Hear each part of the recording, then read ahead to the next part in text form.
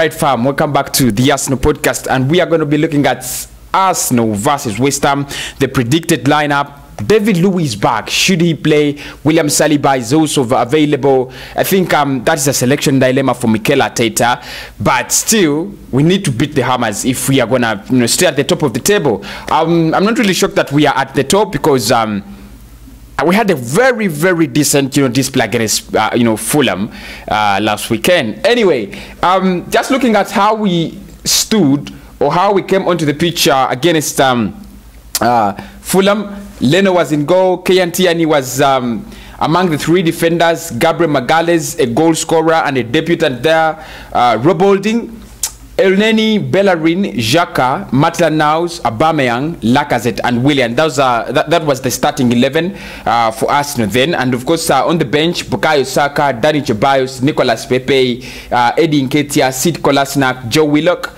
and Matthew Ryan Marcy. Goal scorers in that game were Gabriel Magalhaes, Alexander Lacazette, as well as Pierre-Emerick Aubameyang, the captain. He was booked, as well as Heki Bellerin. So, who should start and who do I want to start? Because you guys are also going to be giving me your predicted lineups there in the comment box. Now, in my opinion, I think this, the side that started against Fulham was very solid. It did a very good job, and I would suggest they stay. I would suggest we bring the same team. However, if I'm going to make a few changes, I'll make one change in the midfield and another change up front. One change in the midfield, another change up front. I think I'll leave the back line the way it is. The fact that David Luiz back doesn't really guarantee us that we have to give him game in, game out. We have better players. We have William Saliba is better than David Luiz. You have Rob Holding, who's not really better, but at least he had a decent partnership with Gabriel Magalhaes. And if you are going to play Gabriel Magalhaes like we want to, now that means that we have to play Rob Holding, because they had a very good partnership last season, in the last game against Fulham, if you guys still remember. And of course, I think Rob Holding is increasingly becoming less mistake prone. So you don't want to play someone like Gabriel Magalhaes and then you play him with a player like David Luiz. First and foremost, Luiz is always on the move. He's in the midfield, he's in the attacking lines, he's in the wings, and he never falls back quickly. Now Gabriel Magalhaes is also a ball-playing centre-back. You guys know that, as the same goes to William Saliba, and that I think that's the reason as to why Mikel Arteta decided to keep Rob Holding at the team, not to take him out on loan, because he's the only defender that doesn't love those adventures, and he isn't curious about going forward and so on. So I think Leno would stay in goal. I'm choosing Leno to stay in goal. Of course, he's the best goalkeeper we have. The puzzle has been solved between Emi and Leno. So, I think he's going to have to put up a very wonderful performance this season, just to prove Mikel Arteta that, I'm the right man to stay in this goal, not Emi Martinez. I think that is what he's going to do. Rob Holding, I'm going with Rob Holding in the defense. I'm going with Gabriel Magalhaes. I can't forget what he did against Fulham. Winning all the balls in the air, apart from that, cheeky mistake he did, at the beginning. And of course, Gabriel, you have to be, a man enough. Don't, do those mistakes in the Premier League. You're going to get exposed, man. But I think I'll go with, Gabriel. I think I'll go with Gabriel and Rob Holding. Plus, Tierney, one of those defenders that have really improved so much under Mikel Arteta. Tierney, no words against him. If anyone has words against Tierney, come kill me there. Come kill me. In my midfield, Ainsley Maitland-Niles and Heki Bellerin did a very great job, especially when we lost the ball. The boys were really hard-working. So I would go with Ainsley as well as Heki Bellerin as part of my midfield. And then Granit Xhaka and Mohamed Elneny were in for Fulham. I'll go with Granit Xhaka, but I'll drop Mohamed Elneny and go with Dani Ceballos. Now, if you look at West Ham and Fulham, the two clubs are very different, although both are London derbies.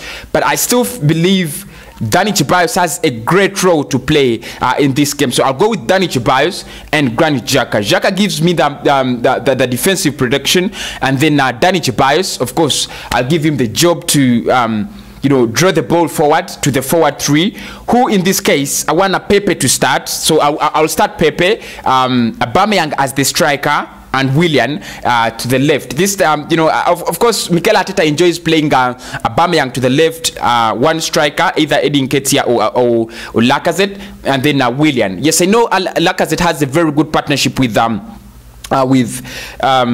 you know, with Aubameyang, but I still think if we played Aubameyang in the middle, and then you have Willian to create more chances for Aubameyang, as well as Pepe to create more chances for Aubameyang. If you have two players focusing on Aubameyang plus Danny Ceballos, I think we can get the best out of him. We can score more goals. So I think I'm going with a 3-4-3 with Ban Leno in goal, Kian Tierney, Rob Holding, and Gabriel Magalhaes. The defense is, you know, the defense ain't changed. Ainsley Maitland-Niles, Granit Xhaka, Danny Ceballos, and Heki Bellerin will be in my midfield, and then I'll go with Aubameyang as the striker, but then Willian and Pepe are going to be the support strikers or the wingers in this case. If I look at Fulham, West Ham, sorry, and how they started last game, they were playing against Newcastle, and they lost. They lost, man. They lost 2-0 against Newcastle. Callum Wilson and Jeff Hendrick were the goal scorers in that one. And let me, if I can look at this, the starting lineup they used, they had Lucas Fabianski in goal. They had Diop, Ogbonna, Cresswell, and then Fredericks in the defense. They had Sosek and D. Rice, that is in the midfield. Bowen, Mark Noble, and Formos were also part of the midfield, and Marco Antonio was the only striker. The only man to watch out for in this game, I think, would be Marco Antonio and Lucas Fabianski, you know, for West Ham. So they lost 2-0. They were at home. They are traveling to the Emirates Stadium. I don't think they're going to really win it. I don't think they're going to win it. If I look at the statistics of West Ham then in that game, in their last encounter against Newcastle, they had 15 shots on goal, they had 3 shots on target, they had a possession of 59%, they had 474 passes, 82 passing accuracy, 13 fouls in the game, 2 yellow cards, no red card, and they had 8 corners. So that means they are quite pressing. Although they lost, they pressed higher than Newcastle, and they possessed more than Newcastle. Now that means, you know, one of the things we have to look at in this game is how are we going to, you know, resist them from attacking us and pressing us more, and how are we going to steal the possession from them, because they had a 59% possession against Newcastle. So that means we need someone like Granit Xhaka and Danny Ceballos to hold the ball whenever we have it and not to lose it. So I still think they'll bring the same lineup.